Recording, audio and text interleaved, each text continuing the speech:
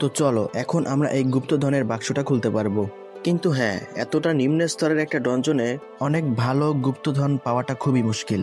Lloyd ভাবে তাহলে এটাই সেই গুপ্তধনে ভরা বাক্স। এটা তখনই খোলা যায় যখন কোনো বস হারে। আসলেই অসাধারণ। তাও বলে তুমি এতে একটু বেশি আগ্রহ দেখাচ্ছ, দেখে মনে হচ্ছে তুমি অপেক্ষা করতে পারছো না। লয়েড বলে, হ্যাঁ, আমি জানতে চাই এর ভেতরে কি আছে। তখন সে কি ব্রিদিং প্র্যাকটিস করছিল।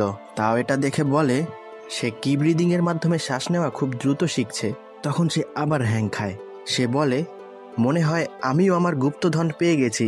যদি আমরা আমাদের এই রিলেশনকে মাস্টার স্টুডেন্টের রোম্যান্সে বদলে দিতে পারি তাহলে হয়তো গ্র্যান্ডপাও মেনে নিবে। লয়েড বলে, চলো এই বাক্সটা খোলা যাক। তাও বলে, হ্যাঁ হ্যাঁ ঠিক বলেছ, কিন্তু আমার মনে হয় না আমরা এটার ভেতর থেকে ভালো কিছু পাবো। ওই বাক্সের ঢাকনাটা একটু জাগানোর সাথে সাথেই লয়েড নিচ থেকে কিছু একটা দেখতে পায়। তখন সে সাথে সাথেই তাওকে সরিয়ে দেয়। সে দেখে একটা উইন্ড স্ট্রাইক ধারালো ব্লেডে পরিণত হয়েছে, আর সেই ব্লেডটা বাক্স থেকে শুরু করে দেওয়াল পর্যন্ত কেটে দুই ভাগ করে ফেলে। তখন আমরা দেখি একটা এসকেলেটন মনস্টার নিচ থেকে বের হয়ে উপরে উঠে আসে। তাও বলে, এই হাড্ডিগুড্ডিটা আবার কোথা থেকে আসলো? লয়েড বলে, বাহ, ডনজনে নতুন বস।